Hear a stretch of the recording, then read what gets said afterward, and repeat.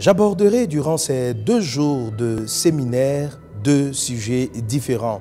Le premier sur la sagesse pour achever la série d'enseignements sur les 7 colonnes de la sagesse que nous avons commencé lors de mon précédent programme à Montréal. Pour dire quelques mots sur la sagesse divine dont je parlerai le samedi, suivant les indications que vous avez sur l'écran, Dieu a réservé une sagesse mystérieuse et cachée. Je veux rattacher ce passage à celui de Romains chapitre 8 où le Seigneur dit que la création entière attend la révélation des fils de Dieu, c'est-à-dire la gloire ou la manifestation des fils de Dieu. Je ne sais pas si vous le sentez, mais je le sens fortement que nous sommes dans les temps de la fin et il va se produire une chose, c'est que ceux qui craignent Dieu, qui s'attachent à Christ, à un moment donné seront démarqués. Dieu va démarquer à la fin des temps un certain nombre d'enfants de Dieu qui pourront témoigner de lui auprès du monde politique, du monde social, du monde en général, avant les temps de la fin.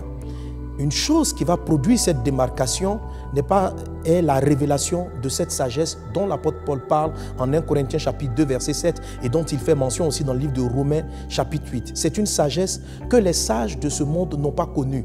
Tout ce que vous avez vu comme exploit réalisé jusqu'à ce jour, digne d'une sagesse même, qu'on pourrait dire divine, n'a rien de comparable avec celle que les enfants de Dieu recevront bientôt. Cette sagesse mystérieuse est basée sur 7 colonnes. J'achèverai les 7 colonnes de la sagesse durant le samedi, selon les indications que vous avez sur l'écran. Ça sera donc mon premier thème pour ce séjour à Montréal.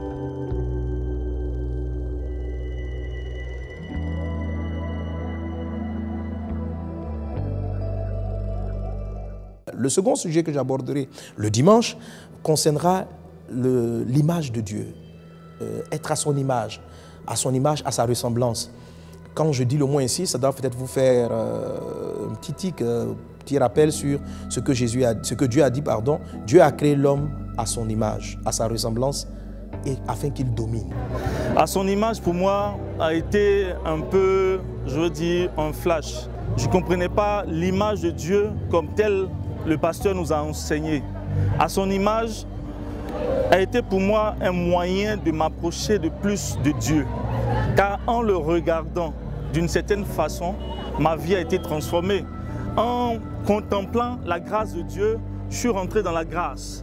À son image m'a permis de comprendre que en contemplant la joie de Dieu, nous sommes revêtus de joie. En contemplant oui, tout ce que le Seigneur nous a donné comme caractère, si nous voulons avoir la fidélité, c'est de regarder de plus en plus la fidélité de Dieu. Et en regardant la fidélité de Dieu, nous devenons fidèles à Dieu. Tout le message jusqu'à présent m'a béni. Il y a seulement une seule chose que je veux relever, c'est qu'à son image, le pasteur nous a enseigné sur les herbes amères. Je vous dis franchement, avant, je ne comprenais pas grand-chose quand on parlait des herbes amères. Mais j'ai mangé beaucoup d'herbes amères. J'ai compris aujourd'hui qu'en fait, que le Seigneur voulait m'immuniser. Il voulait me montrer que je devais aller au-delà de ce que j'étais en train de vivre ou bien de voir. Et l'enseignement, la partie sur les herbes amères m'a beaucoup aidé dans ma relation avec le Seigneur, dans mon intimité avec le Seigneur. Ça m'a beaucoup aidé à aller de l'avant. Je bénis vraiment le Seigneur parce qu'à son image, aujourd'hui, je suis en train d'être. Que le Seigneur vous bénisse. Amen.